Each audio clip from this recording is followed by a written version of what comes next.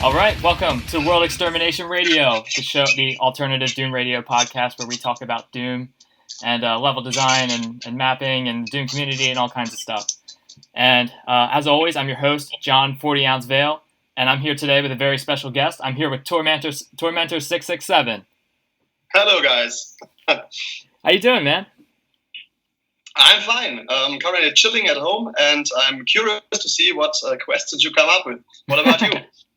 I was creeping on your Facebook profile earlier today, and I learned a couple things about you. That you're a wedding photographer, and you're also a cyclist. You like to go mountain biking. You were telling me about that earlier. Yes, indeed. I'd say one thing that I do mostly in my hobby time is cycling, but also other kind of sports. I'm playing soccer now for about 12 or 13 years, and I also do other things like beach volleyball or what comes in mind. It's really up to my friends what they have in pattern. So yes, that's one part of my business. I'd say the other part is indeed the wedding photography.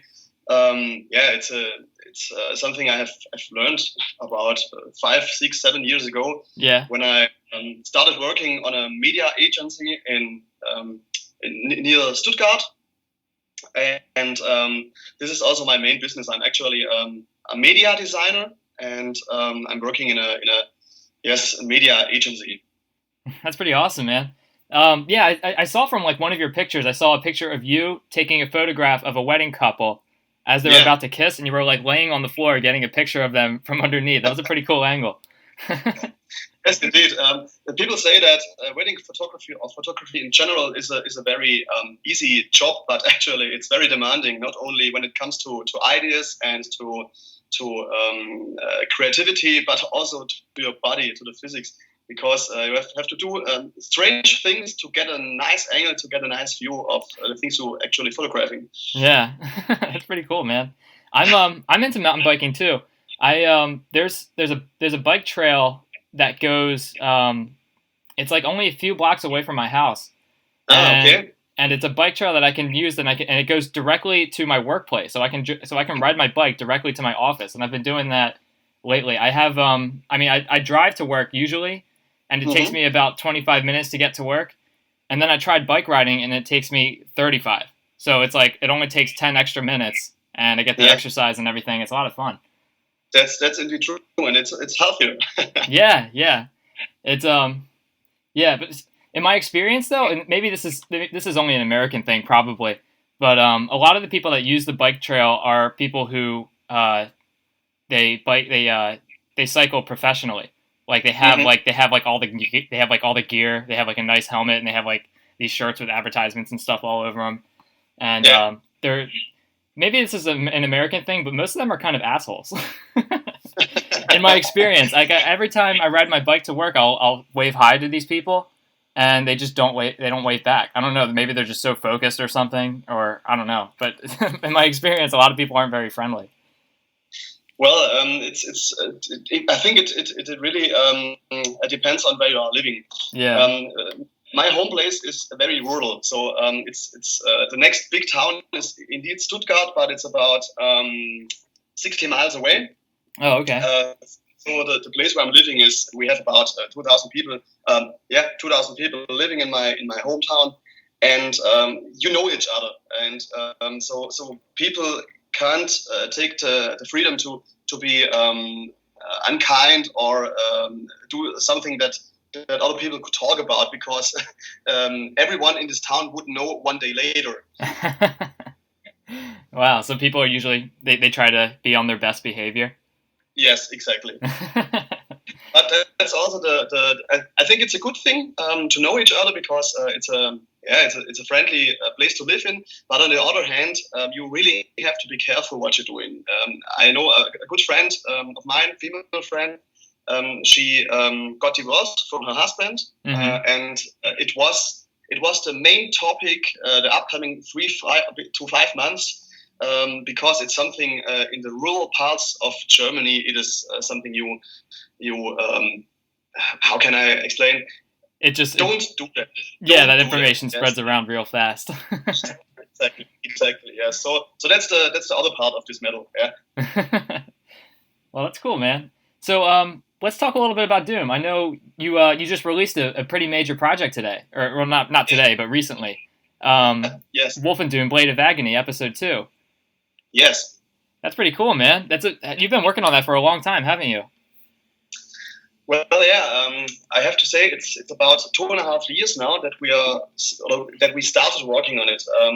I think it makes sense to start right from the beginning. When I first touched the Blade of Agony project idea, that was around 2015 or 14 actually.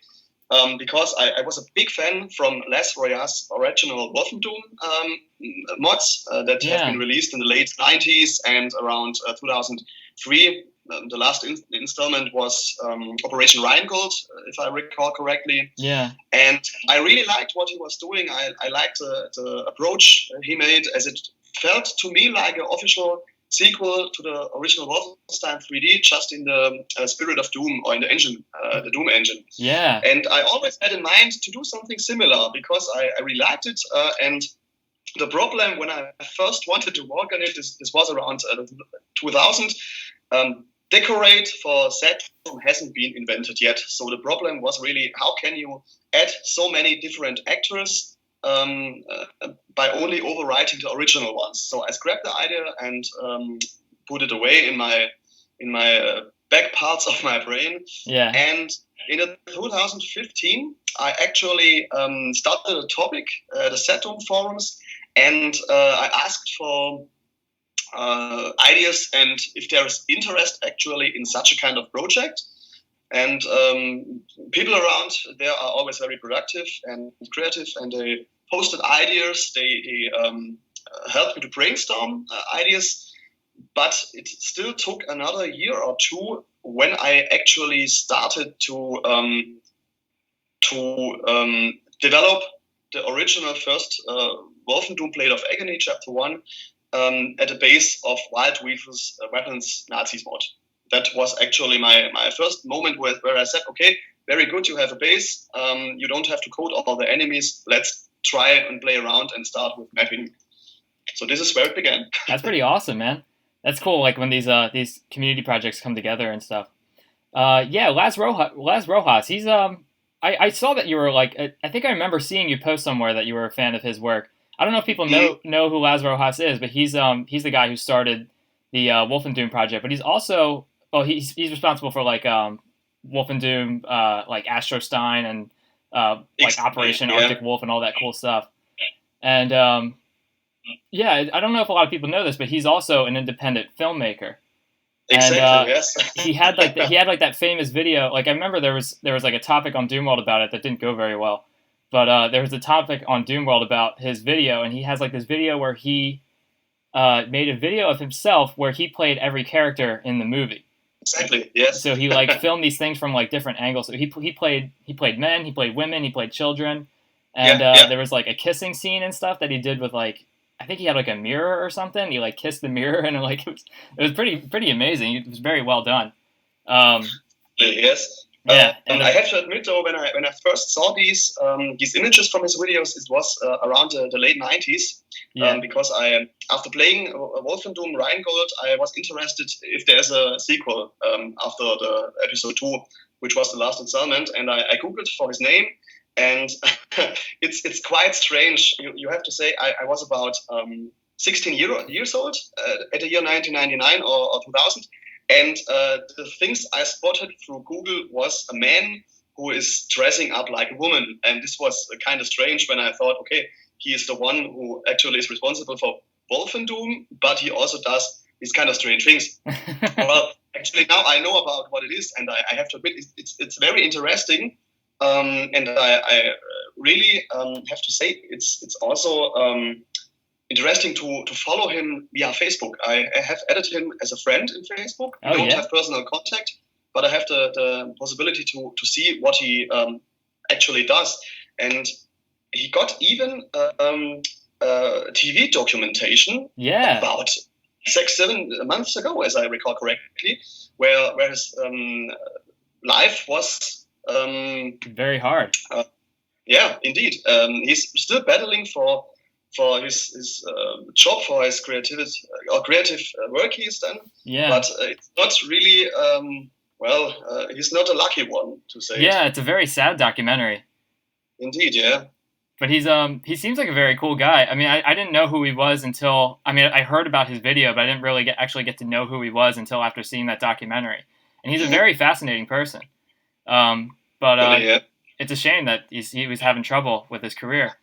And because it's a pretty cool film that he made. And he also made the WolfenDoom series, which he doesn't talk about very often. Did you, you said you're friends with him on Facebook. Does he know about WolfenDoom Blade of Agony? Well, I actually told him about 1 year ago when we released the first beta of Blade of Agony, but he unfortunately didn't respond. And I tried it a second time when we released the first chapter, the finished one. But I have no idea. I don't know if he isn't interested in Doom anymore in general, or if it is simply the mod that he isn't interested. He did never reply back anything, so I can't tell you why. Yeah, it seems like yeah, I don't know. He seemed like he was really involved with Doom at the time because he made so many of those WolfenDoom mods. He made a whole bunch of them. Yeah, I don't know. I guess Doom kind of like comes and goes for some people. Yeah. But yeah, I don't know. But that's pretty cool though that you actually got in contact with him.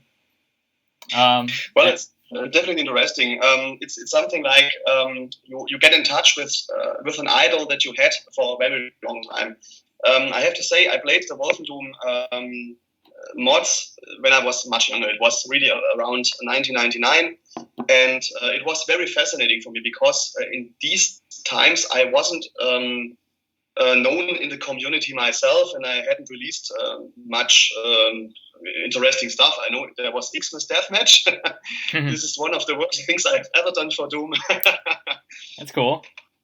But that was the time around 99, and it was for me very interesting to about 10 years later find him in Facebook, get in contact with him, and even though we don't really have communication, it's something like, wow, he's the one behind WolfenDoom, and he's my friend. Yeah, no, it's really cool because especially with like social media and stuff like Twitter and Facebook. Like I'm friends with John Romero and American McGee, and like a bunch of other cool people, and like it's very interesting these days that you can actually get in contact with some people that you consider to be your idols.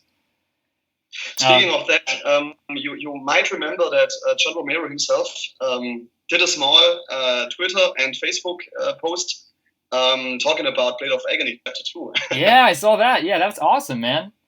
Man, I was fucked up this day. Yeah, I bet. Really, this is something that's even larger. For me, John Romero is at the same level as some Hollywood stars because he was the one who was very present in my youth, not only with Doom but also with the things like Commander Keen, with Quake. I grew up with that stuff, and I often saw him in gaming magazines, people talking about him, having interviews with him, and I was just like, wow, he's the man behind all these things. Yeah. So when he shared the Twitter post and the Facebook post, I didn't. I wasn't the first from the Blade of Agony team to spot this. I was actually in work or at work at the moment, and Virgilio was the one who told me that John Romero posted something about Blade of Agony, and I had to read it twice or three times to actually understand what he's telling me. And in the same moment, I was opening the Facebook page at my office computer and read the post from him, and I was totally blown away.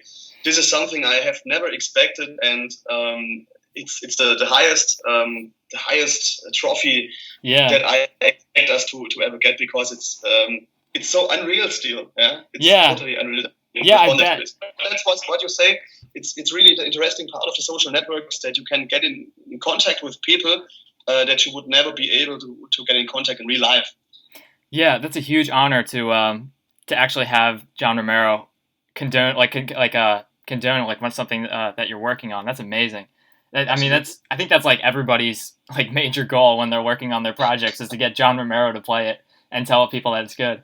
That's so awesome. And yeah, John Romero is like a huge idol of mine too, as well as many other people from id Software.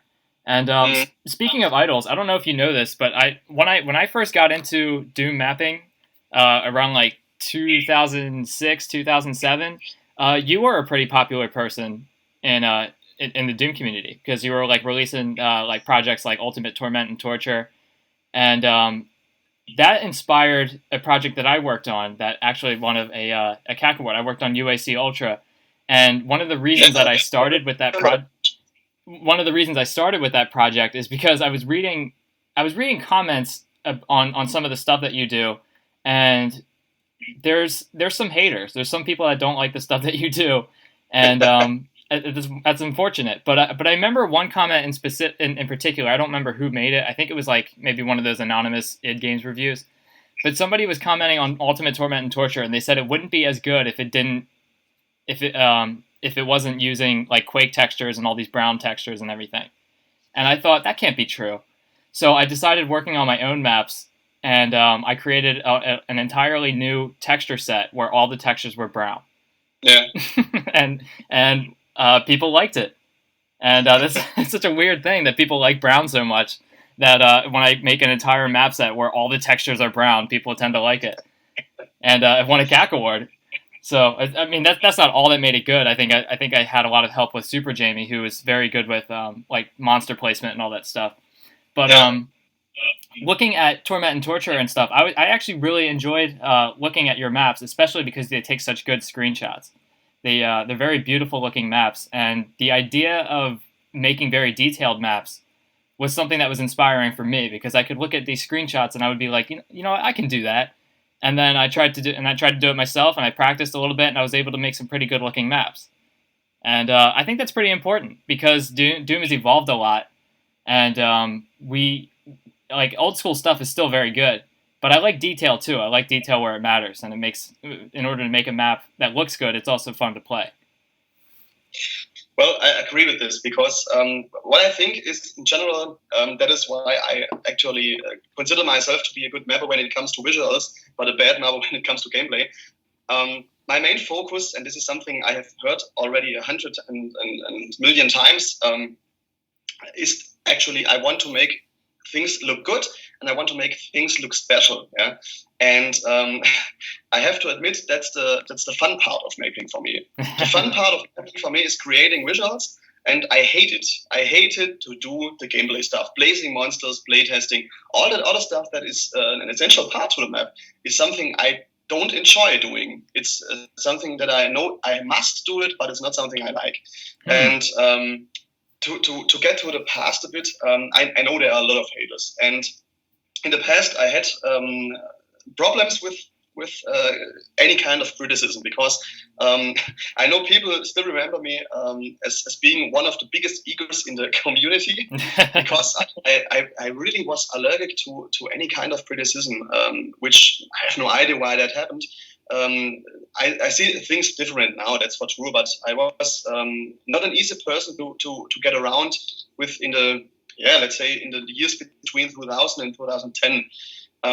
I think people evolve in every characteristic term, and I hope that I actually did it as well because I don't see myself that problematic in the community at the moment now as it was, let's say, 10 years ago. And I understand people who disliked me, and I understand people who actually said that I can remember id Games commentary as well. It said, looks brilliant, plays like shit.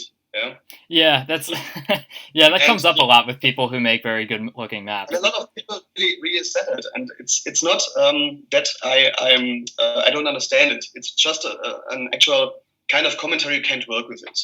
It's simply not constructive. But it's the same with positive commentaries like this one or comments like this one. If someone says everything is perfect, I can't get better because I don't know what is something I can change or improve. Yeah, that's a good point. So that each extremism is not really helping me, whether it is perfect or it is totally bad. So I was a big fan always from people who said, what is good, what is bad, but what can be improved and why can it be improved? Because that's something I can work with, and I think you can agree with that, because it really helps you to do better mapping. Yeah, detailed feedback is always way more important. It's when it comes to like those like really short snippy reviews where people just kind of give you a 1-sentence review of what they thought about it. That kind of sucks. It's only really helpful when you get like a ton of reviews like that. And if everybody says the gameplay sucks, there's like, okay, there's something I have to look into here, because everybody seems to agree on the same thing. But yeah, the detailed feedback is like super important, and it's also important that people are honest too. And because I do hear occasionally, like I remember there were some posts in the past on Doom World where people were saying that the Doom community needs to be overall more positive. And that's not always helpful, because if people are changing their reviews to be more positive and not saying the negative stuff, that's not very helpful for people when they're trying to get better. So if they're not seeing what they need to improve on, they're not getting the information that they need. Yeah, I think the problem mostly is not that a community is too negative. I agree with the fact that sometimes the community is not constructive enough. We have a part of the community which is very, I don't want to say old school, but a lot of people are part of the community now for a decade and longer. So they know how things are going. They have a certain side of how mod needs to look and mod needs to work. And this is not always a good thing, because it really, I consider it like a prison to those kind of mappers who bring new ideas into the community. And this is something that I encountered with, for example, with Blade of Agony Chapter 1. When we first sat together as a team and talked about the way the mod is to be played, or what we want to implement gameplay-wise, that's, by the way, the good news. It's not me who was responsible for the gameplay. We have good people around in the team who care much more about gameplay than I do. But what I wanted to say is, we talked about what we want the gameplay to work like. We had a choice. Okay, let's make it fast paced, like the original Doom. The player has a high speed. The gameplay is action packed and very speedy. On the other hand, we had games like Medal of Honor or Call of Duty, which we draw a lot of inspiration from, and that are much slower in pace and not as action packed as the original Doom is. So this was a hard decision to find, but we decided to go more for the Medal of Honor solution. Let's call it like this, because it gives several opportunities to map and to work with. The good thing about a slower player speed is, for example, that a map has not been large. Smaller map, because the speed is smaller, you still have the same play time. Same goes to decisions regarding the enemies. How fast are they moving? What can they do? And if the player is slower, a slower enemy is also a big threat, because he isn't really, let's say, too slow for the player to handle. And what I wanted to say, the point was, when we released it the first time, to Chapter 1, that a lot of people from the Doom community, which are part of the community for a very long time, wasn't very happy with the results, because they said, it's too hard, you get shot very quickly, the player is too slow, the whole setting doesn't work, it feels not right. And the interesting thing is, outside the community, we got very good feedback that everything of this whole gameplay setting that we developed worked together like gears. And this is what I mean. The problem with the community as it is now, with all those people around for a million ages, lose somehow the objectivity to the game. They play a mod and they expect it to be Doom, and if it's not Doom, they consider it to be bad. Yeah, I understand what you mean. Especially when it comes to something like ZDoom, people are like kind of creating their own things. A lot like ZDoom's an awesome platform for creating your own TC. it's good to create like something that's original. Like if you wanted to make your own standalone game, ZDoom would be the place to go. Yeah. So I think you're right when you say that like something like the ZDoom community is probably more like open-minded when it comes to different gameplay concepts, as opposed to Doom World, where most people are playing like vanilla and limit removing and like boom maps, where they're used to they're there because they enjoy Doom for what it is. So they don't like to see too much deviation from that. Yeah. So yeah, I understand what you're saying. That makes a lot of sense. I guess that makes a lot of sense that people on Doom World probably wouldn't like it. But you know what? That's not really your audience because you're creating something new. And it's I don't know. It's gameplay is a tricky thing to come by because I'm a major. I don't really do much with ZDoom myself because I enjoy Doom and I like Doom at its very basic level. So I don't do a whole lot as far as like creating like new monsters or creating any kind of different kind of gameplay. I like the way Doom is by itself. So most of my feedback when I review people's maps have to do with just making Doom as doomy as it should be. So like I kind of have. So I am kind of like fixated in those kind of beliefs. And I don't really play that many like ZDoom mods and stuff. So I never actually got around to playing Blade of Agony, but it was a lot of fun to watch videos of people playing it. Because it was just it was a very interesting experience. It was very well done.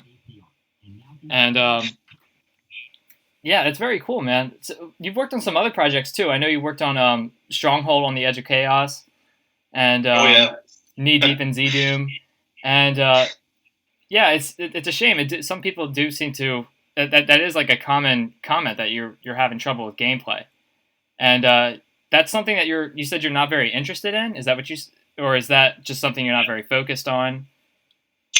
Well, it's really I can't tell that I would say I'm not interested in gameplay. It's simply for me very hard to balance. This is also the reason why most people also say that my maps are too hard to play. I consider myself to be a very good Doom player when it comes to classic Doom. And when I develop my own gameplay settings or my skill settings, I simply say, okay, ultra violence is the one I want to play. I make it hard enough that I can get through without any trouble. And I think that's still too hard for others to handle, I can imagine. Still, it's something I really don't like to work on. It's how I said a few minutes ago. I really love to develop visuals. This was also something that I really loved about the project Stronghold when we were working on this, because for those who don't know it, Stronghold is this kind of reverse assault mapping or project, as I can call it, and we have various different planets. And you can develop a unique setting for each planet, and this was exactly what I really liked about it, because each planet I had something unique in mind, and the whole map set, it's about 36 maps. I think each one is very unique in design and also in the way it's actually plays. But the trouble with it is that the gameplay gets boring after a while. I can't agree with that, because most of the time I played it with friends. I never was playing single player with Stronghold, but I can imagine if you have to play 36 maps in this way totally alone, it might get boring. But also we have these kind of comments, and these kind of comments, some people really loved it, others didn't like it because of that. I think that's okay. I would feel uncomfortable when 100% of all the players loved what I do, because that simply feels strange. Yeah, that would be very weird. It is kind of that's interesting, because Stronghold does seem like a game that you would play with friends. It's definitely like a multiplayer centric type of thing. I wouldn't recommend playing it as a single player, because you will be like spending hours and hours just churning away at these waves. Yeah. That especially when you play with multiple players on like something like co-op or something. I mean, the Doom guy himself is already like a very powerful beast. So when you add one or two extra Doom guys, you can do a lot more damage and kill monsters a lot more faster.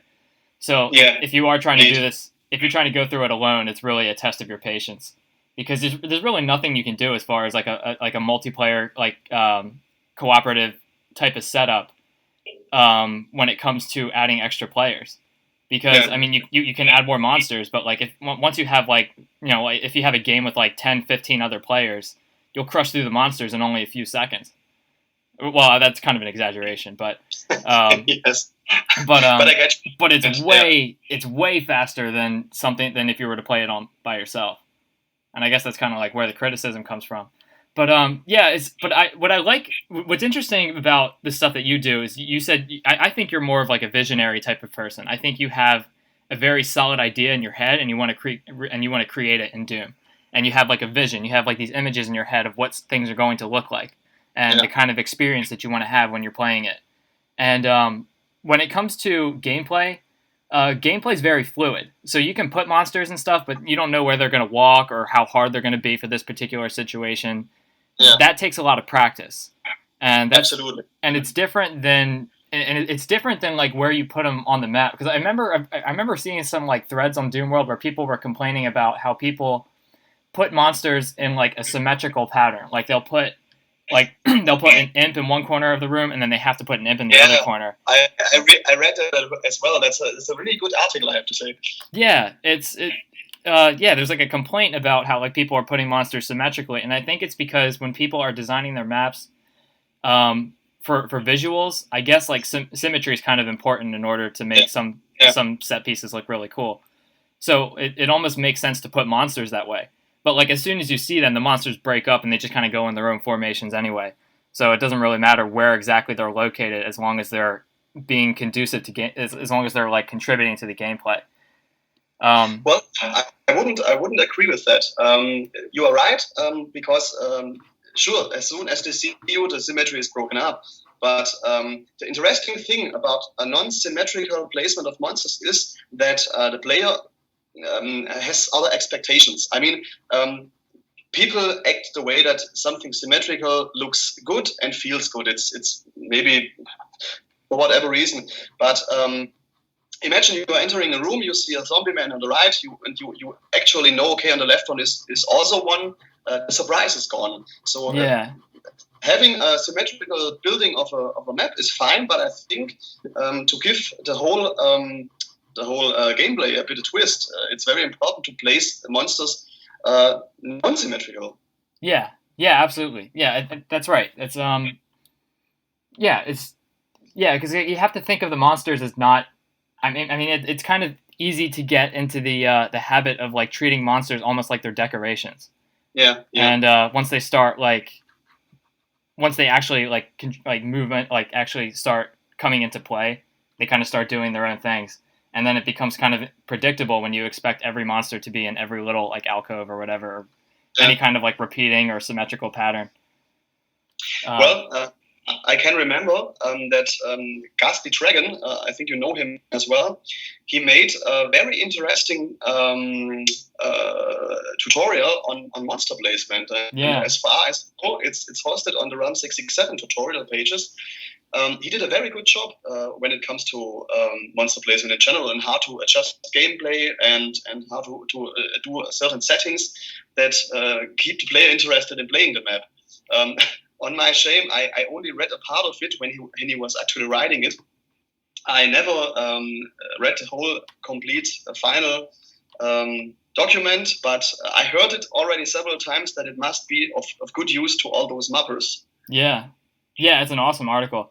And like in defense of like people in Doom World is that like I know they're very like focused on like old school gameplay and stuff like that, but they also know the gameplay in Doom very intimately. So that's something that's a trend that I've been noticing lately in the last like 5 years or so is people are very much more gameplay focused than visual focused, like as far as like making things look good. And that's something that I kind of missed because when I got into the Doom community for the first time, making a detailed map was something that was very interesting to me because I was looking at people like Essel Fortune and Agent Spork and you. And these people would like make these very interesting, good-looking maps, and they had a lot of attention to texture alignment and lighting and detail and all that kind of stuff. And it's to me, it seems like that kind of inspiration is lost on a lot of new mappers. They seem to be a lot more focused on gameplay because they're used to playing maps by maybe like Skillsaw or Rivix, who ironically they make very good looking maps too, but they're also very gameplay centric. They're very there's a lot of like rocket launcher involved and like dealing with hordes of monsters or these like very specific trap situations and stuff like that. So people are designing more maps that are more gameplay focused, but they're not. Well, I don't want to say this for everybody because there's definitely some great mappers still involved with the community, but it seems more often with new mappers that they're designing things more gameplay focused, and in doing that, they kind of don't pay as much attention to making the maps look as good. So they might put detail where it doesn't matter, or use detail in such a way that's like kind of it's not good looking and it still is annoying and like like interrupts the gameplay by like making the floors like too bumpy or something, or maybe they'll just like overcompensate by using these like massive texture packs where they're just using all sorts of different resources to make their map look fresh and new, without actually having to understand how to make like a very good looking map with detail where it matters. You've created a detail guide that you created many years ago. Don't talk about that, please. I know you don't want to talk about it. I know you got a lot of criticism for it, but it's what's interesting about it is that there's not a lot of detail guides around, because I think it's a lot harder to discuss how to make a good looking map than it is to discuss good gameplay. That's what's kind of fascinating to me. What I can tell you about is this detail guide that I did. It's about 11 years old now. I can remember that I was working on it in the same time when we worked on Knee Deep in ZDoom. And I have to admit, when I'm reading this now, I'm holding my hands upon my face and simply say, "Oh my God, what have I done?" Because the detail guide, when I remember correctly, it got some kind of award. I don't know, it's the Mock Award or something similar, because it's so fucking bad. The point is, when I wrote that 11 years ago. It was my special way to create detailed maps. Yeah. I thought about this and considered this to be a good possibility to turn bland rooms into detailed rooms. The problem was actually that people did exactly what I wrote 1-to-1, placing computer panels on each wall that is larger than 128 map units wide, and placing things on the floor, things on the ceiling. Especially the stuff on the floor was totally annoying, because it's made the gameplay much harder, because you were floating around as a player like on X. It was terrible. So if I can undo something, it would definitely be the detail guide. But now, after 11 years have passed, I can laugh about it and say, "Come on, it was born out of a good idea, but it's got into the years." Well, yeah, Well, I don't know. People aren't always. I mean, it's okay to do something in the past that you're not happy about today. I know the first couple maps that I worked on were pretty terrible compared to what I can do now. And people can still download them and they can play them, and they're probably going to be like, if that's the first map that they play by me, they're going to be like, "Wow, 40 ounce sucks," and so I don't really care. I mean, it's something that I made so many years ago. I'm doing different stuff now, but it's interesting to me though, because there are like other guides floating around on Doom World and like around the Doom community about how to get gameplay right, and like you see a lot of like if you read like on Wads and Mods forums and like read people's reviews of maps, some people do give like really detailed feedback about gameplay, but it's hard to give detailed feedback about how to make your map look good. That's not something that's easy to do, and I really appreciate that you actually took the time to do something like that, because it's not like something, even though you're not very proud of it and it's probably not the best work, it's a start. It's something that we can look at and maybe write in our own way.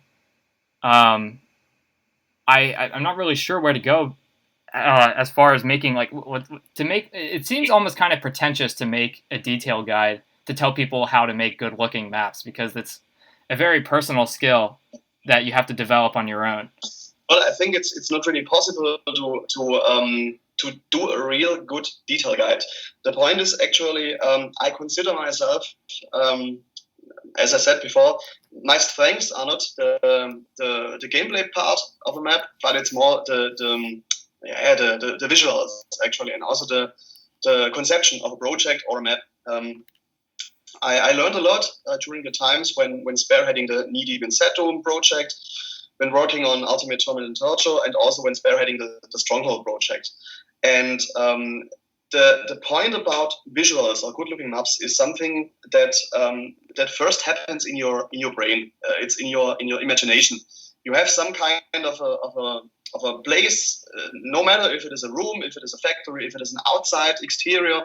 That is absolutely not important, but you have to have a very clear image of this place that you want to generate. And this is something you can't explain through a detail guide, I think. You simply need to have the imagination, and you need the techniques to know how can I turn these visuals that I have in my mind, how can I turn this into a Doom setting? Yeah. That's something I have no idea how I could put this into a detail guide. For the gameplay, it's something very different. I think gameplay is something that has clear rules about it. It has clear rules when it comes to the amount of health, in contrary to the amount of ammo and monsters you have around. But for visuals, it's simply also a matter of taste. Exactly. For example, Agent Spork's simplicity, I can still remember it as one of the biggest achievements. I really loved what he did because he has a very good choice when it comes to colors, when it comes to structures, to textures in general. All of his maps look like art. But I can also remember people saying that they simply don't like it because it looks too uniform to them. Yeah. So as I said, it's simply a matter of taste. Yeah, absolutely. Yeah, there's really no like one definition of what it means to make a good map. It's a very. But there's you're right. There's so many different factors that come into play, whether it's like texture alignment or the if you want to use like borders or lighting or colors. That all comes into play, and it's like the easiest way to explain it is to like show somebody a picture of a map that's good and be like, just make this. And it's not really a detail guide, but that's like the easiest way to communicate it, because it just you have to. It's a matter of taking something that you can visualize in your head, just to kind of get like a very cool idea of something, and then putting the attention into places that you want the player to look at. And it all kind of comes together to form this image and this experience and this kind of it all just comes together, and it's exactly. You have to like kind of it's all subjective. It's just creating this kind of harmony where everything just looks good and feels good when you play it. Yes. And this as far as like gameplay for Doom, I mean, like there's so much that comes into play, like the kind of ammunition that you use. And like the kind of weapons that you give the player, and the kind of monsters you got to deal with, the amount of space, and there's a lot of like pretty. I mean, all the monsters behave the same way. They have like a very fixed artificial intelligence as far as like how they act, and so there's ways to design levels where monsters can be more advantageous, or they can be more difficult, or whatever. Yeah. Or too easy or whatever. There's all kinds of like little, and there's usually pretty good tips that you can give people to make better gameplay. But to make a better looking map, that's if somebody can't visualize it in their head and they're not able to recreate it, there's not really that much you can do for them. It really takes what you think of in your imagination. Absolutely, yes. Yeah, I don't really know what to do about that. I'd like to like work on like a refined detail guide so like people know how to make decent maps, but I mean that's something that's just so hard to do, because you're right. People who played Agent Spork's Ultimate Simplicity complained that it was too uniform, and that's a shame, because it's a very good looking project otherwise. Absolutely, yeah. Maybe we can think about some kind of a guide that's not a detail guide, but instead some kind of a technique guide, where we can tell people how to realize specific scenarios or visuals in a certain way for an engine. Maybe that would be the right approach. Yeah, and like maybe tell them like maybe there's like things that they can look at for inspiration, like pictures of other kinds of architecture that, I don't know, like high definition photos or videos of stuff that looks cool that might give you some ideas or something. I don't know. It's just when it comes to, I mean, I can design a pretty detailed map, but when it comes to getting the inspiration for it, I think I'm just lucky that I can actually think of what a good map would look like. Well, I think it also depends on the style of project you're working on. When I was working on Stronghold, at a certain point, it was quite easy for me to think about or to think of rooms when I was in a mapping block, because mostly Stronghold is about UAC installations and planet environments. So the UAC installations are mostly the same because you need to have a certain connectivity between each map. And for the planets, I'm a very big fan of astronomy. And so it was easy to think about various things just by inspiring myself from Star Wars or from other science fiction series, Star Trek, for example. But what I wanted to say is actually you are right with what you say. That the main thing that you need is really the imagination to think about something. And turning this into a real map, this is something that you can technically learn. You can learn how to do a building in ZDoom builder, for example, or in a Doom editor of your choice. But if you're missing this imagination, that's the main problem. But I understand what you mean.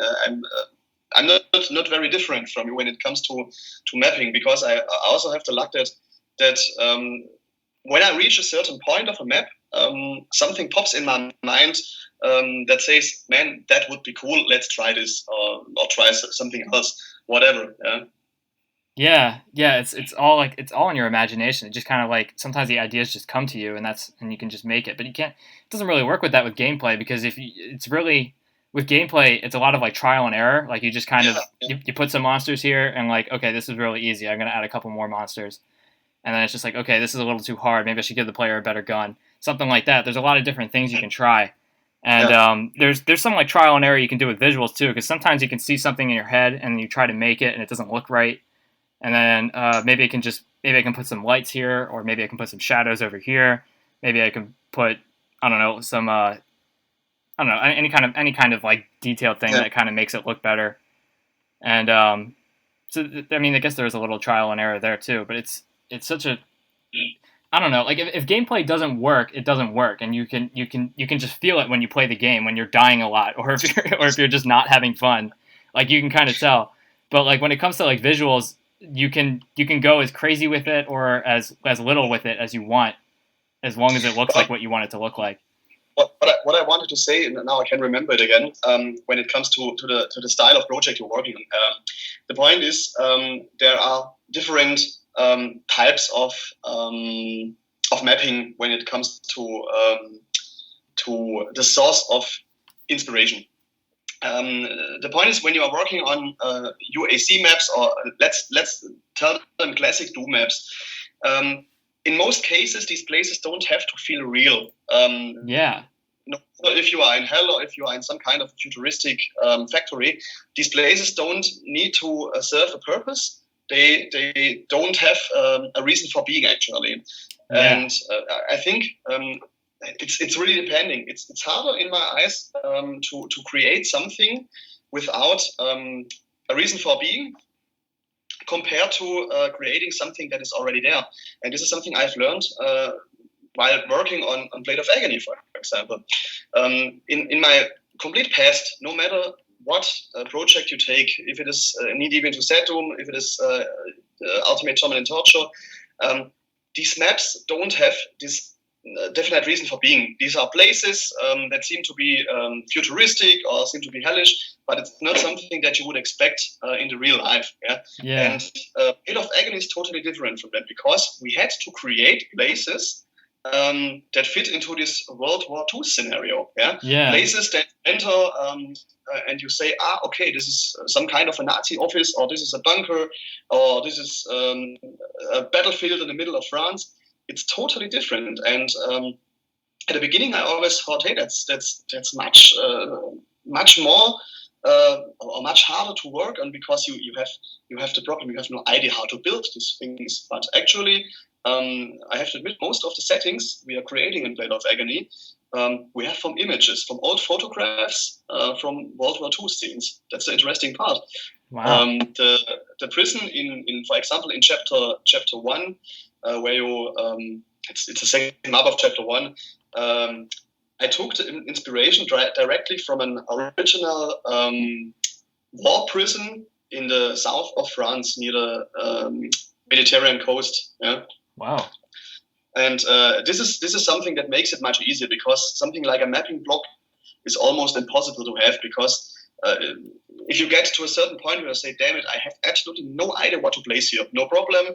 Check Google, type in World War II, and you get so much inspiration about settings and places that might fit into something you are currently working on, that it's almost impossible to get into this mapping block. Yeah. Wow, that's pretty cool that you can actually, you have like, that's true, you have like all these references that you can look at for Exactly. ideas. And there's no shortage of World War II content. I mean, there's everything. I mean, there's so many World War II games that you can even get inspiration for. Exactly. But, yes. Yeah, but I can see that can be a challenge, because you're creating something that's based on realistic locations. So you're not going to get a map like Dead Simple or like the Chasm with Wolfenstein textures all over it. You need something that makes sense. So I can see how that's like a challenge to create good gameplay, as well as making something look as good as Blade of Agony does. Well, it was definitely a challenge when I think about this 10 years ago. Yeah.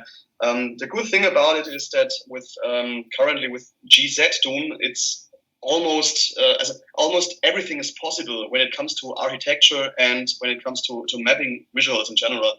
You can do so much that isn't or wasn't possible 10 years ago. So Ooh. I think from this point of view, the challenge isn't that high.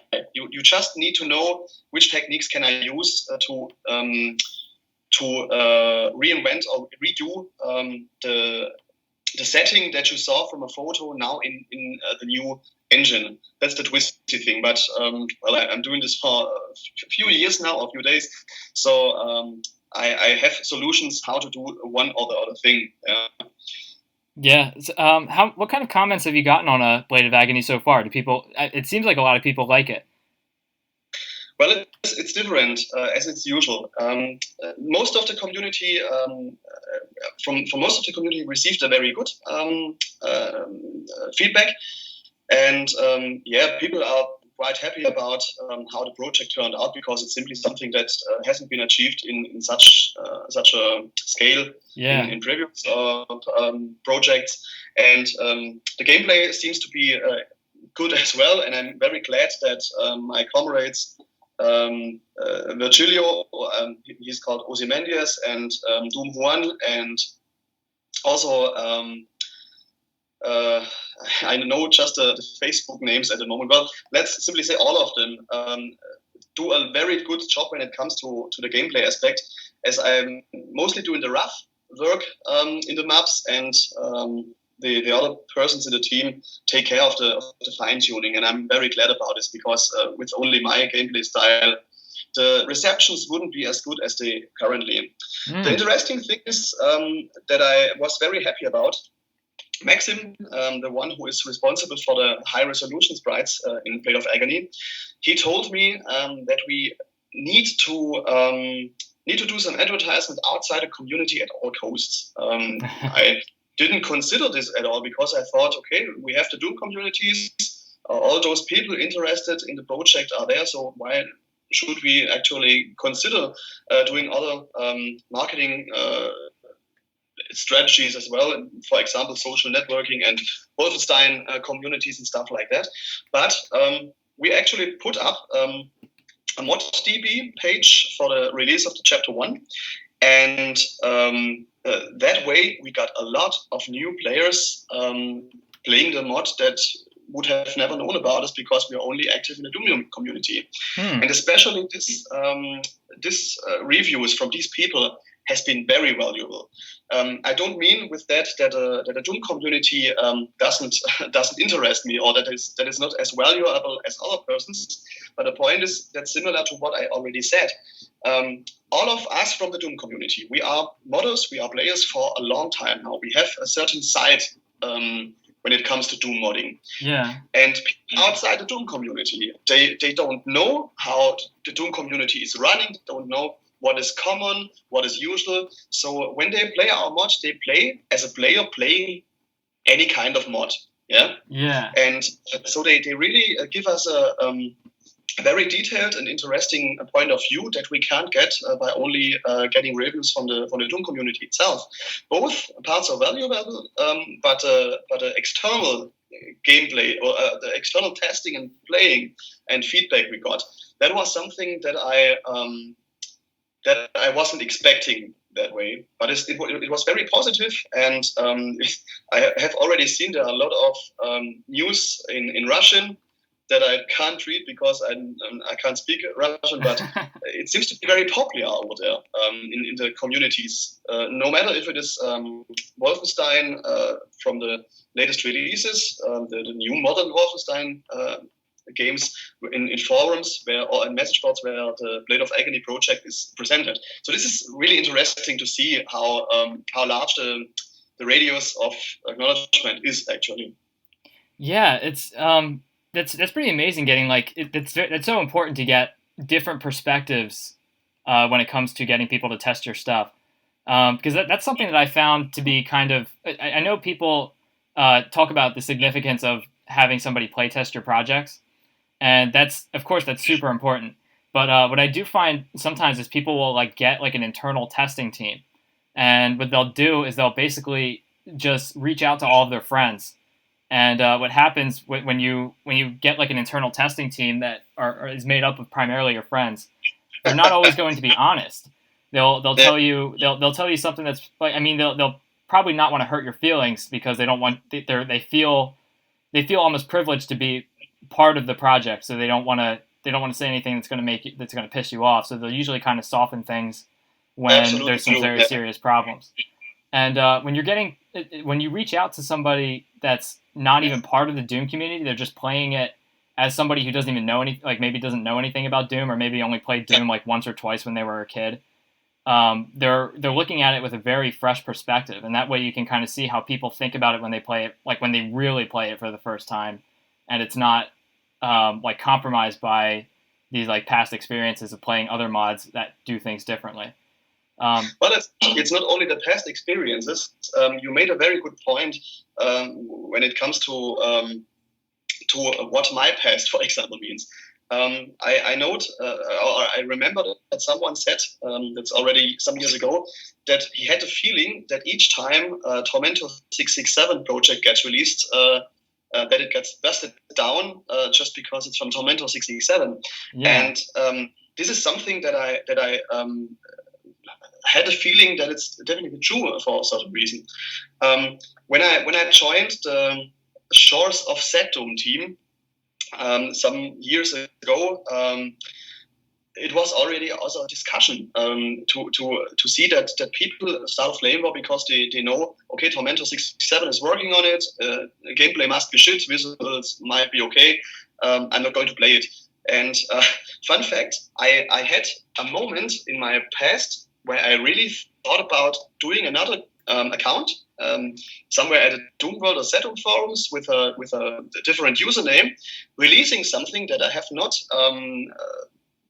presented before, just to see how the reception is if someone who is totally new to the community, compared to someone who had already, let's say, a bad reputation, and what happens. But it was too much effort then, and I simply scrapped the idea. But I really would have been interested.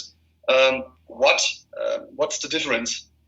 Yo, yeah, I see that all the time. I get in arguments with people on the forums because somebody will make maybe a topic thread or something discussing something, and depending on who this person is, they might have like a history of starting arguments on Doom World before, and they'd be like, all right, this guy's a troll, and they'll just lash out on him, even though he's making a pretty good point. And I got in trouble. I got banned recently from Doom World because I did that. I participated in this argument about it was like a source port argument about ZDoom and mapping for Boom. And the guy, Hardcore Gamer, was making an argument that like nobody. I don't know why people like stick with Boom so much, because it's such an old, outdated thing. People should move on with the times and start using ZDoom. And many people were upset about that because they take the vanilla Doom and Boom very seriously. And I thought he was making some pretty interesting points, because, I mean, if you're a really good mapper, you should know how to design maps in every source port. Yeah. That's I feel like that's a pretty important skill. And I don't know, it went kind of out of hand, but it is weird to imagine if things would have went differently if I had a different name. Because if people didn't know who I was, maybe they wouldn't get so angry or if they didn't know who Hardcore Gamer was, they might not get angry when he brings up that question. But because people know him to be who he is, they approach his question with some kind of like predetermined motive. Exactly. Yes. Yeah, and it's a shame that happens, and it's interesting, and it's good to get feedback from people who may not have any idea who you are in advance. That way, that kind of reputation doesn't really compromise their opinion about the project. They just know you as some nobody who doesn't matter who they are, so they can be as cruel as they want. But this is exactly what happened when we released Blade of Agony to the let's say to the whole world, not only to the community, but the whole world. Because outside of the Doom community, Tormentor667 is simply unknown. Nobody knows about what I'm doing, what I did in the past. So this was the interesting feedback, actually, because as you said, nobody was predetermined, and they simply played the mod and said how the mod is without considering who was doing the mod. Yeah, it's a shame that happens. I mean, like, once you have your reputation, there's really nothing you can do about it, because people, I mean, unless you want to go that route and like create a new identity. I don't know how many people on Doom World do that, but I've known some people have got caught doing that, and that makes it way worse, especially if you get caught. But yeah, I don't really know what to do about that. I mean, I guess you can just keep doing your best and make projects. But I mean, Blade of Agony looks awesome, and I haven't tried it myself, but I've seen videos of people playing it, and it looks like a lot of fun. But as you said, I've been playing Doom for a very long time, and I'm very fixated on like limit removing and boom maps, so that's pretty much all I do. Yeah. So like, I think if I were to play something like Blade of Agony, I might be kind of predisposed to like wonder why it's not like Doom. Well, I'd simply, I suppose, play it just as you play a new game. Yeah. Don't consider that it's a Doom mod. That's all I can say. Yeah, but it's so awesome that you like that. That you're getting this feedback from other people. That's a very interesting kind of thing to do, is to branch out to other communities. And I think I've seen people talk about this on the forums before, is that they get kind of upset when people like hype up their projects. Yeah. I used to have an argument about that, but I really don't anymore, because I don't. It seems like if you're gonna get mad at somebody for hyping the project, it just kind of seems like you're jealous almost, because they're getting attention where like if you've released projects before and they didn't get as much attention, it's because that you didn't like reach out to people and hype up your projects. But I don't know. I mean, it doesn't really matter. I mean, you're trying to get feedback. That's the main point of reaching out to other people and making your project known. You want that feedback. So that's really all it's for, right? I think you're right with that. The point with all those people who don't like other people hyping their project. I know when we were working on Knee Deep in ZDoom, I did something similar. I was doing a lot of advertisement images and did a lot of hyping in the forums. And one thing that I did as a mistake was that I was so damn well, I'm missing the English word for it. I was not only proud of the project, but I was convinced that this project, when it is released, is the best thing that ever has been created for Doom. Yeah. And I was really proud of the project, no matter with the reputation was at the end. But the problem was really that my communication, the way of communication, was simply a very unlucky way to say it like that. Yeah. I think hyping a project is never a bad thing. But it's very important that those who are reading your development thread, for example, or your place where you're advertising your project in general, that you leave the opinion to those people alone. That you don't do something before they can tell you it's good or bad. So it's simply a bad thing to say, look, this is the best project that has ever been done. But instead, post screenshots and let's simply wait for the people to see if it's that good or not. You're avoiding a lot of stress. Yeah, that's what I do myself. Is if I'm working on a project or something, I'll just post a screenshot of it, no comments or anything. I'll just post the screenshot and let people talk about it and see where it goes. And but your even case then, is also a very good choice because most of your screenshots are simply brilliant. So posting them is already self-explanatory. Yeah, right. But even that, like I remember, it wasn't too long ago that Doom World had this like reputation. So you would get points every time somebody likes one of your posts. Yeah. And I posted a couple screenshots in this Doom World thread where you post screenshots of stuff that you're working on. And I posted a couple of screenshots of some of my works in progress, and I just felt slimy doing it because people were liking the post, and like my reputation just kept going up, and I was like, I'm really pimping out my screenshots for really no reason, other than the attention. I really shouldn't be doing this. But that's true. I just kind of felt slimy doing it. I felt like a jerk.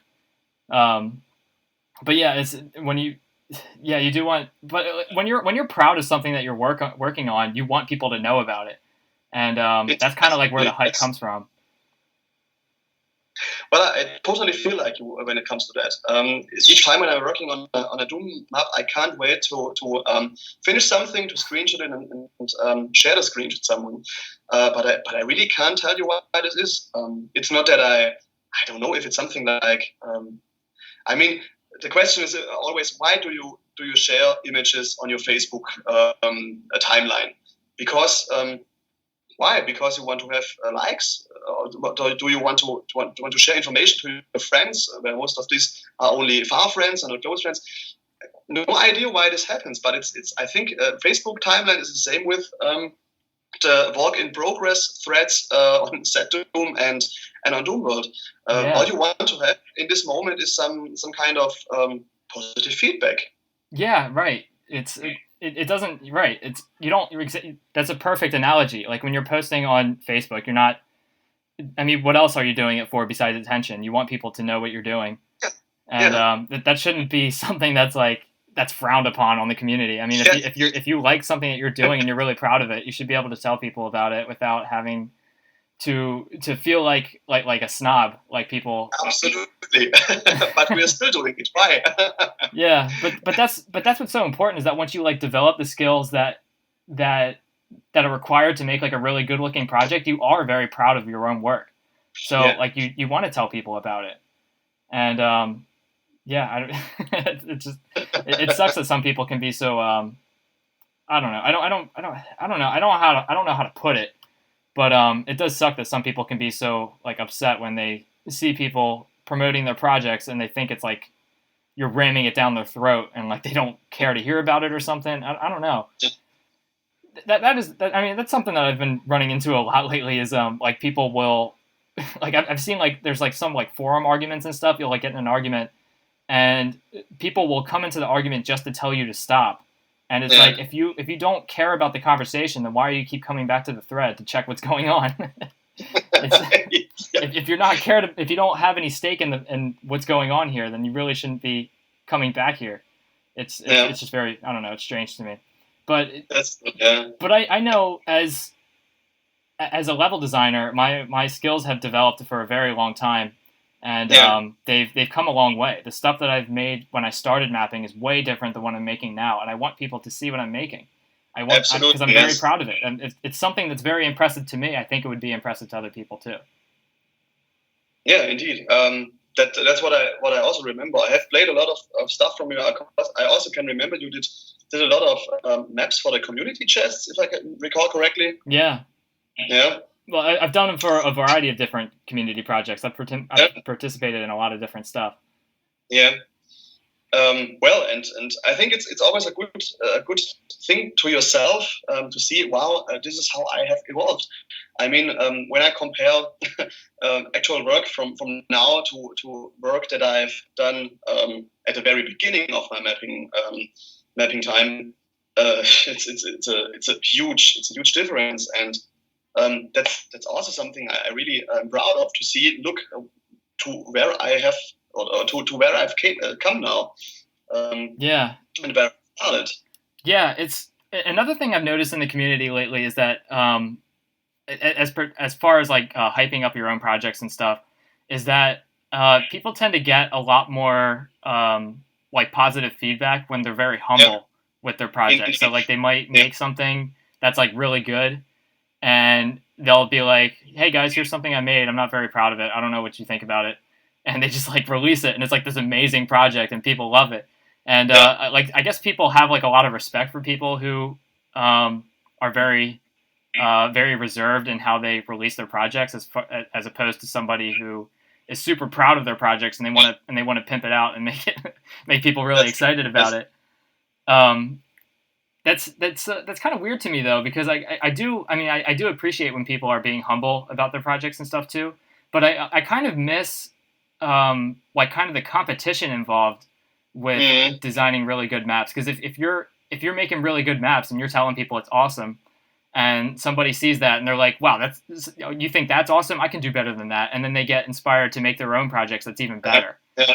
And you don't really get that when you have like a project that somebody releases and they're not that proud of it, like they're just like kind of being really humble and reserved, and I guess like I don't know, like people like it, but I guess they're not as inspired to do something better than that. I don't know. I guess that's not always the case, but it is for me, because I remember when I got into the community, I saw people like you and Agent Spork and SP and Kaiser and a whole bunch of other people making like really nice detailed maps, and I was like, ooh, I can do that. And that's what kind of like got me into trying to design really good looking maps. And I don't really feel that same drive anymore, because there's so many people that are just kind of they think of Doom as like this kind of like fun, friendly, everybody gets along kind of experience. And I kind of like when you have like these like rivals or people that like you wanna beat as far as like making better maps. I maybe can explain why it came to such a situation as it is now. I fully agree with what you said, because I think these kind of rivals that you say, there doesn't seem to be something like that. I know the last time that I felt like this was when I had the discussion with Essel Fortune when I released the Refinery as a standalone map that was actually supposed to be part of the Shores of ZDoom. Yeah. And it was something like, damn it, I have no idea about the current status of the project, by the way. But I think it was 3 years ago or 4 years ago when I released it. And I had a feeling after we had several trouble also in the team itself, something like, damn it, the Shores of ZDoom will never be released. I want to show Essel Fortune now that my map is also working without him. This was the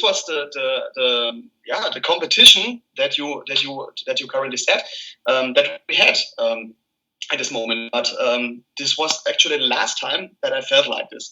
That I had a feeling, damn it, I need to release something, or I need to do something because someone else is better than me.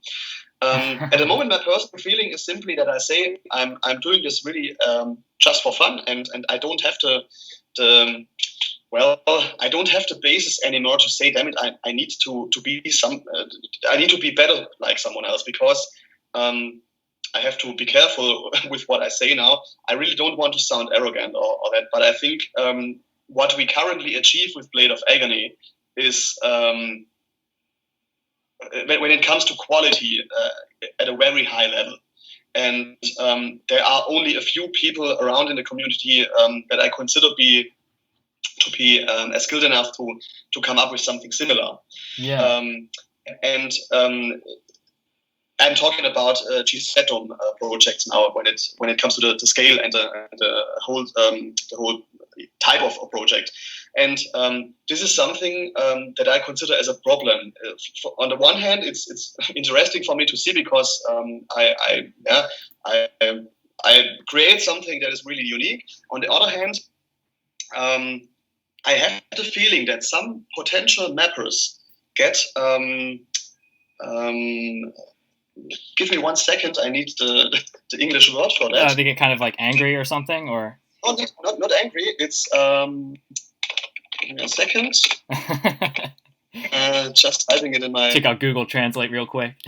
Yeah, it's discouragement. Exactly. I have the feeling that some potential mappers get discouraged by these kind of projects, because they say, "Damn it, how will I ever be able to come up with something of that scale, of that complexity, before I even start? I simply make something easier."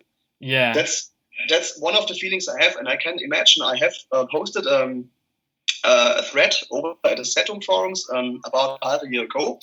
It was in a moment where I had the feeling that the releases of projects seem to be very little in the last few months. And I opened this thread and asked if other people have this, or other people have the same feeling, and what can be the cause of this.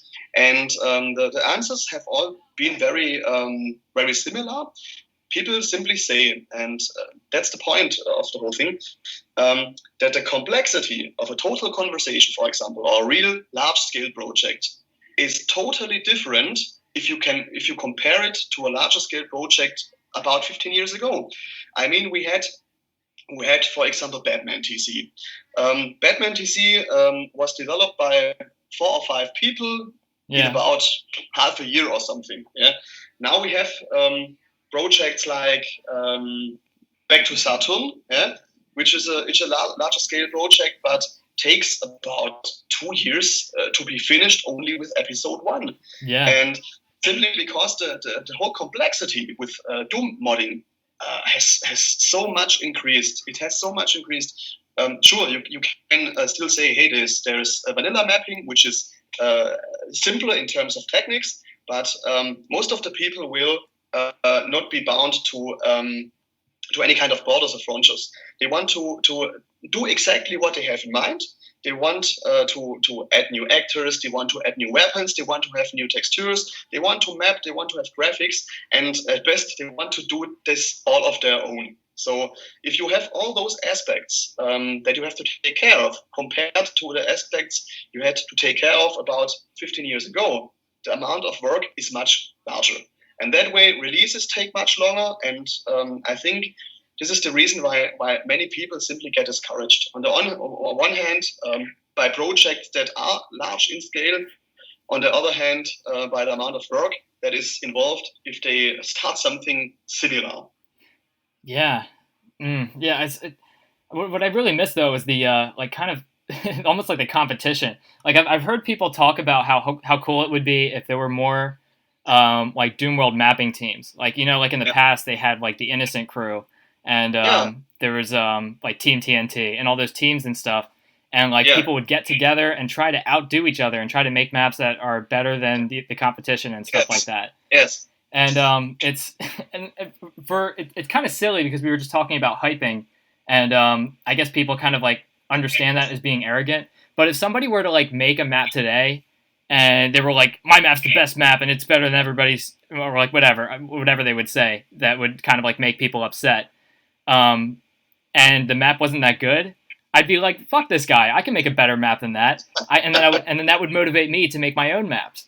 And then that way, and then people are like trying to compete with each other to make better maps and stuff, and that creates this kind of like fun competition where people are getting better maps because they're trying to make something better than some map that they don't like. And when you have this community where everybody is encouraging like friendliness and happiness, and everybody should get along and all kinds of stuff, it doesn't seem like there's a lot of motivation to make something that's even better than something that they've played. They just want to make something that's at their whatever their capacity is to make a good level. And for many people, if they're not inspired by something that, or rather like challenged by something, they're not as inspired to do something that is really, really ambitious, something like Knee Deep in ZDoom or Stronghold or Blade of Agony. Well, John, let me ask you something. When it comes to the point, I want to make something better than someone else. Don't you think that it was easier to compare projects about 10 years ago as it is now? Because the question, or the reason why I ask is as follows. When we had teams like Team TNT and the Innocent Crew, all those crazy teams from the late 90s, it was quite easy to compare maps because there hadn't been any source ports like ZDoom, like Doom Legacy, like DOS-Doom or whatever has been around.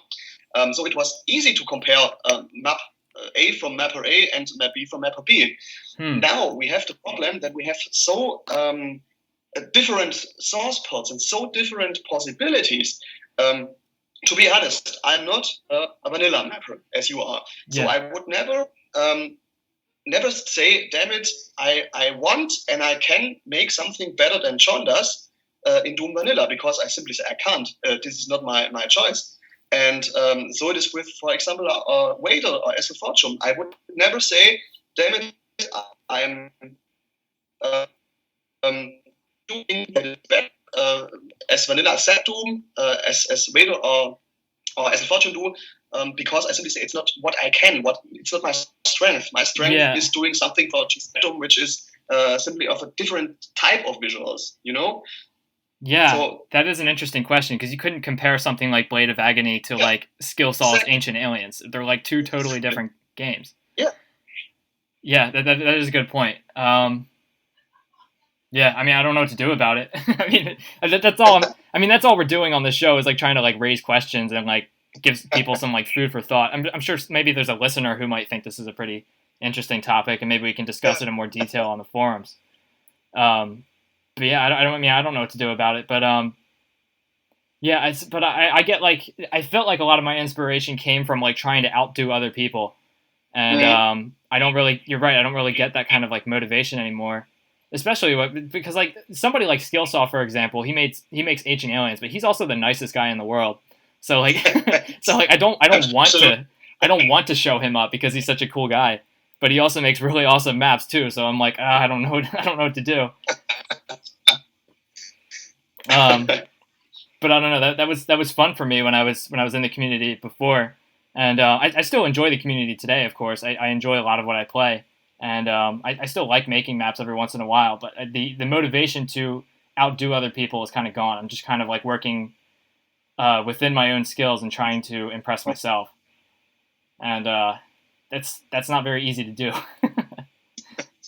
What type of what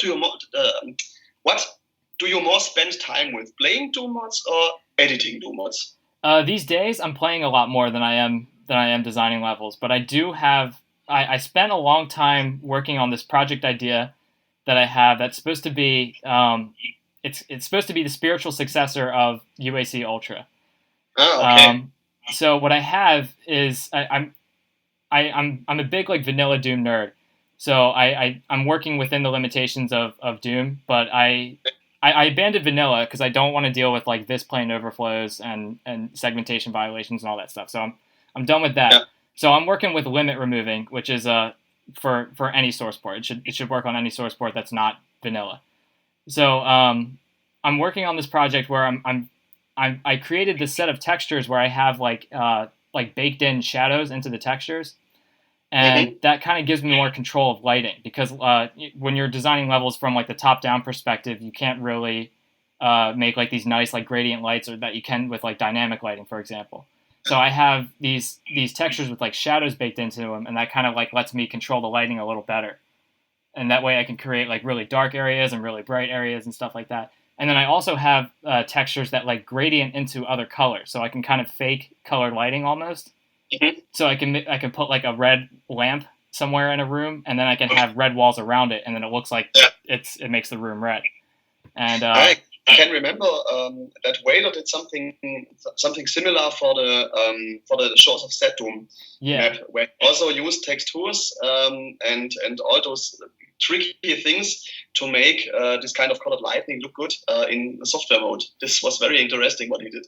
Yeah, it's really pretty fun to explore, but it took me forever to make the resource pack, because I'm making the textures from scratch, and then I have to make like these edits of the texture so that they all have like the shadows where I want them and stuff. And then I have and then as I'm making the map, I have all these textures to pick from, and some of them are just like the same texture with like 20 different shadows on it. And it's kind of annoying to map with, but I kind of like, I'm coming up with like these new ways to make it more useful, and that way I can design the maps that I want to make, and then I can make the maps look really cool within Doom's like vanilla limitations. Well, not vanilla, but just like the standard non-ZDoom limitations. So it's what I would like to know from you, when I can interrupt you for a short moment. Yeah, sure. Is it from mapper to mapper? What's first, the room or the texture?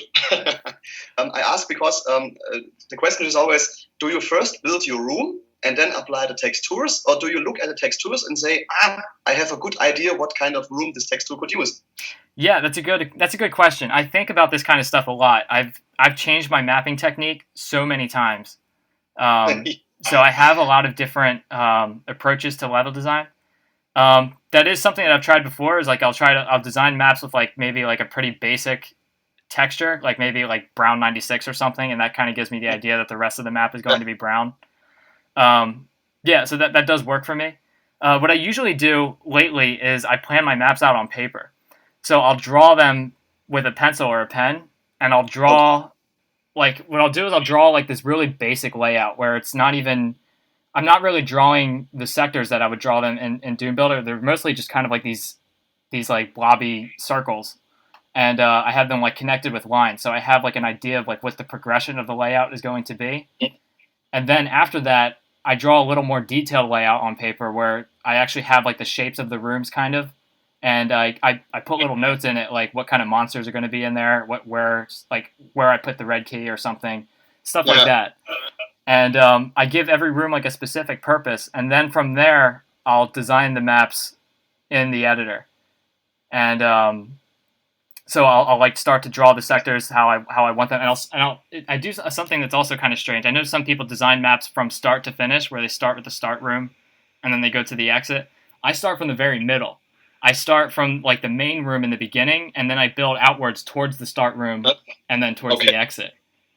And that gives me a little more control, because I can, if I want I want the middle of the map to be the best part, because I want that to be like the most epic, interesting part.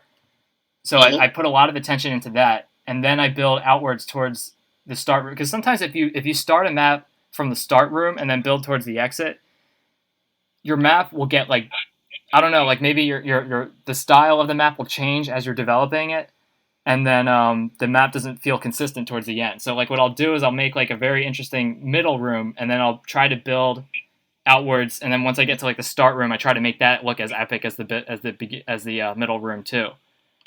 And I don't know, I haven't really put it into a lot of practice. I'm talking a lot of shit right now because it's stuff that it's stuff that I think about a lot, but I haven't been doing much mapping lately, and it's mostly related to time.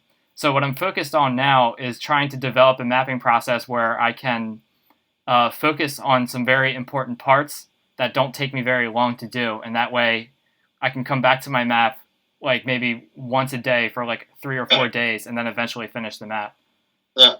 But when I first started mapping, what I would do, I had a lot of free time, so I would start my maps, and then I wouldn't stop working on them until they were finished. So I would like be at the computer for sometimes like 6 to 8 hours a day, working on a map from start to finish. Because when I save a map and then come back to it, I I would like forget where I left off. Like when I'm working on a map, like I'm working on like the detail in a particular area or something, and then I'll save the map, and then I'll come back to it, and I forget which room I left off at, or like what I had in mind, what I was trying to create. Like, because you have like, as we were talking about, when it comes to like detailing maps and stuff, you have like a visual in your head of what the map looks like. But if you're working on it one day and then you come back to it a week later, that visual's gone. You forget what it was. Yeah, that's true. So I have like a half finished map, and then I'm like not sure what to do with it because I can't remember what I was trying to make with it, and it sucks when that happens. So I'm trying to work on this new level design process where I'm trying to somehow make the most efficiency with my time, and be able to work on maps in more than one sitting. So that's what I'm focused on now. But yeah, I do try.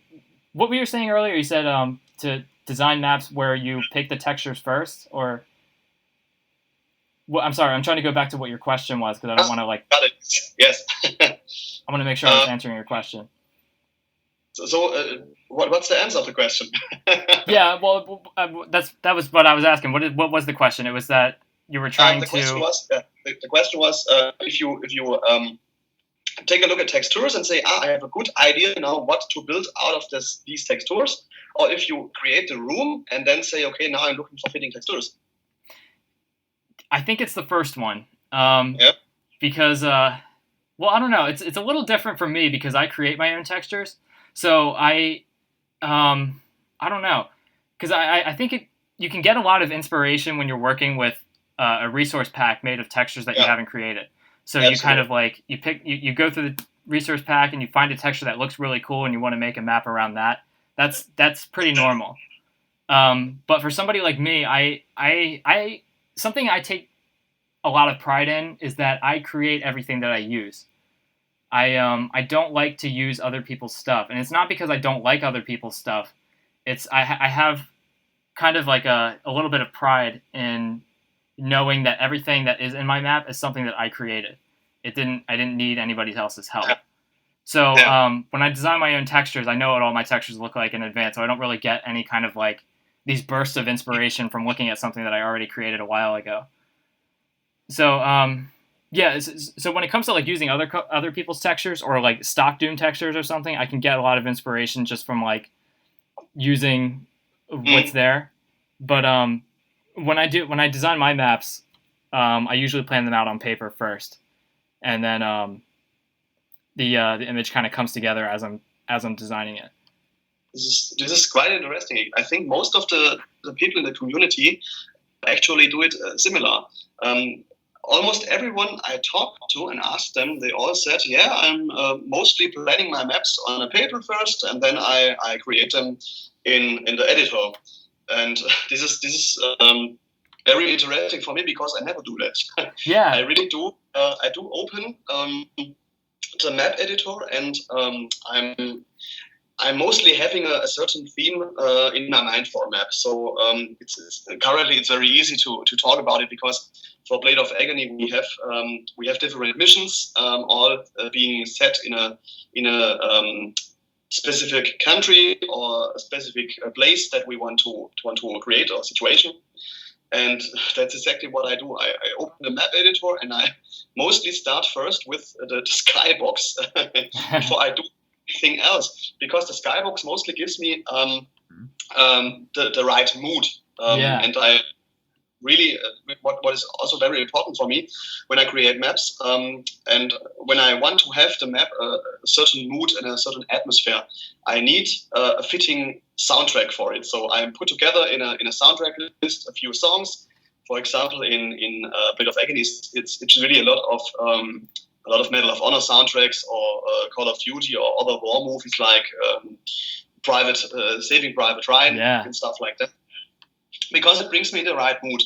And in the special case of, I don't know, I don't want to spoil anything, but we have a few very dramatic moments and turns of tides in the Blade of Agony Chapter 2.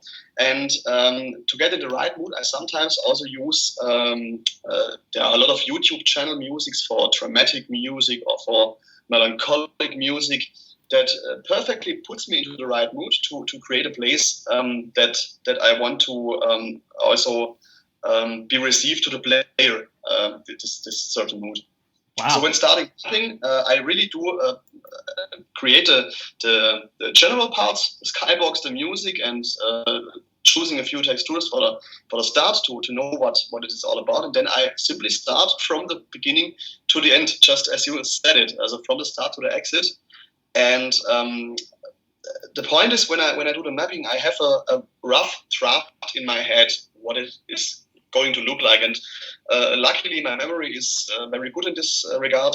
I don't forget what I have worked on when I continue just 1 week later or something like that.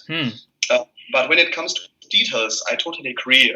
When I have a good idea, for example, a special place that I want the map to have, I need to write it down somewhere, because I definitely know 1 week later I will forget about this little part of the map.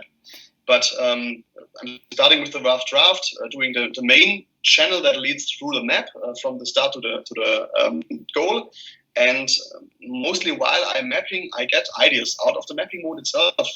For example, we have a map in Chapter 3 that is a French little town where a lot of snipers are, and it's in the evening. You can see a full moon at the sky, and from far you hear fire, shotgun fire, and machine gun fire. Mm-hmm. And you see in the skybox that also the Skyfire is shooting, like the Nazis are shooting Allied. So you can see like explosions and stuff in the background? Yes, exactly. A lot of stuff is happening, and wow. When I'm working on the map, then I do the staff blade again, try around, and sometimes another ideas are coming. For example, placing a church with a tower there where a sniper is, or some houses you can enter where Nazis are and stuff like that. And all these things actually happen while being at the mapping process. So that's the way I work. Well, that's cool that like you have like. What's kind of funny about someone like you, when you're working on something like Blade of Agony, you were talking about how you have like all those pictures and stuff, and you have lots of like music to get inspiration from. Yeah. Like you have like no shortage of like inspirational material to create this stuff that you create. And I think that's like what's so important about making such an awesome project, is that you're getting your inspiration from the right places. Because I've seen a lot of problems that people a very common problem that people talk about in the Doom community is having mapper's block, which is where they can't think of any ideas.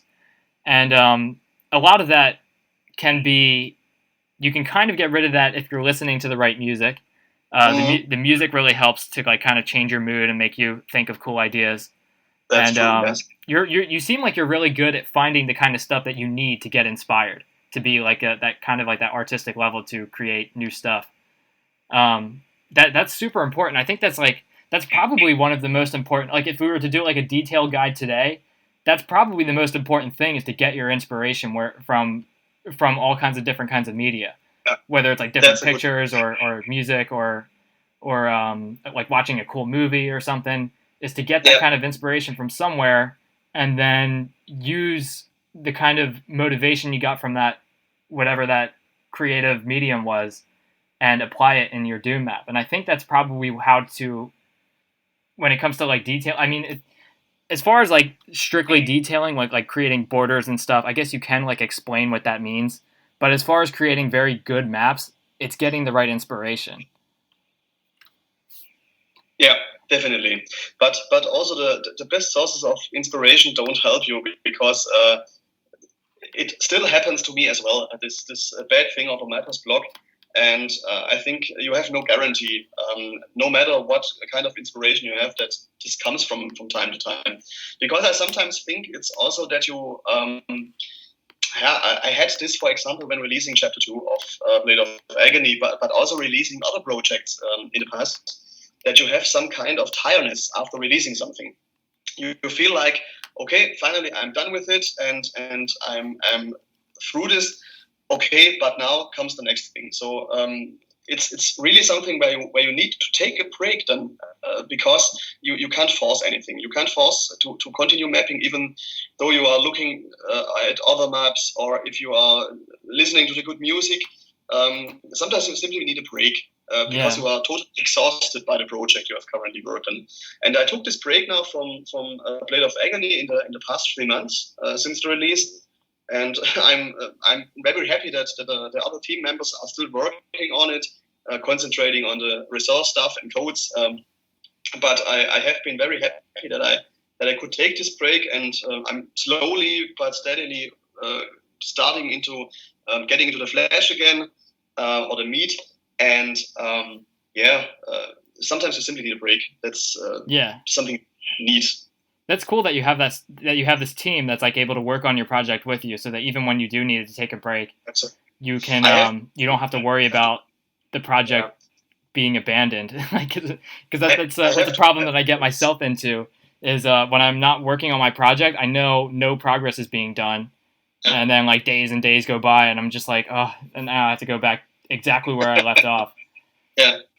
And, well, it's also a fact that I noticed that this Blade of Agony project is mostly associated with my name, but I have to tell you one thing, and I already told that when releasing the 2 chapters, I wouldn't have been able to pull something off like this without the help of these persons. There's so much stuff that has happened to the project that I have never imagined before. I don't know if I have already told it. When I started with Blade of Agony, it was really meant as a small side project with 5-6 maps, a few Nazis, and a little Wolfenstein 3D fan, and that's all about it. And at the moment, Blade of Agony is really, without any doubt, the project largest in scale that I've ever worked on. It has never been something like this complicated and ambitious before. Even Stronghold and Knee Deep in ZDoom hasn't been comparable to this. Wow.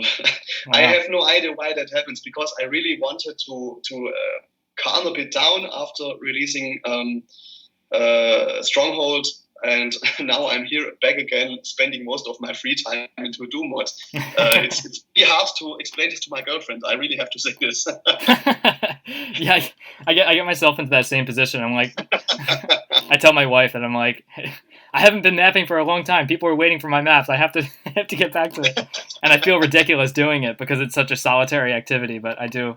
It's funny when you have to explain to people in your real life that you have this this thing that you're really proud of. And you have to keep working on it. About what Doom is and what you're mapping on, or is she just thinking you are just playing games? She calls it playing Doom no matter what I'm doing. So if I'm recording a podcast, or if I'm making maps, or if I'm creating textures, she just calls it playing Doom. And and it sucks because I consider playing Doom and making maps to be totally different things. Because sometimes I feel like I need to play Doom, so I'll like play some new maps and get pumped up, and it's fun, it's exciting for me. But that's different. That's like a totally different task than designing levels. And when I feel like I need to design a level or work on my project or whatever it is, I tell my wife that I need to do it, and she just thinks that I'm playing Doom. And then I'll like work like sometimes I'll like play Doom a couple days in the week, and then one more day I need to like actually work on my project. And she'll be like, "You've been playing Doom all week." And I'm like, "I'm not playing Doom. I'm designing levels. It's different." Yeah, I know that. It was very often in the past that my girlfriend came for a visit, and we are now a couple now for 11 years. So she knows all about this whole Doom thing. And I tried to explain what I'm doing about 5 or 6 years ago, and I'm pretty sure that she didn't understand what I was explaining to her. And all the time when she's coming and I'm sitting in front of the PC working or playing Doom, she always says, I tell you in German, aha, spielst wieder ZDoom, GZDoom, Doom, Scheißdreck, which means that I'm already playing again Doom, ZDoom, GZDoom, and all that other shit. So she is not very happy when she sits in front of the machine, but that's something she has to live with, because I have to live with her shopping escapades, and that's even worse in my eyes, but it's okay. Yeah, well, my wife's the same way. She loves shopping. She loves shopping for makeup and stuff. But yeah, but yeah, that's something I gotta I don't know. I love the game too much, and it's something I take very seriously. It's having those creative that the creative drive to create new maps and stuff. It's unlike anything else that I've done before, and it's a very important hobby of mine. Absolutely, yeah. I think it's also very chilling. As a media designer in a media agency, you have a lot of stress when it comes to dates to produce certain things. And there are sometimes weeks that I am very exhausted when coming back from work. And fun fact, the chilliest thing for me is indeed to sit in front of my computer and do some Doom mapping at the moment, because this is the moment where my brain shuts down to have no idea to some kind of reserve. But I can work, I can chill, I can relax, I can take a beer with me, and it's really something. Even though it is work, when you are mapping, it seems to me like it is filling up my batteries again. Yeah, it's very rewarding. Indeed. Yeah, I get that feeling too, because if you're you said you're a photographer, so like you're doing something that is like kind of creative, but you're doing it as a profession. You're doing it for your job, and it's. When you're doing something for your job, you're doing a service for somebody else.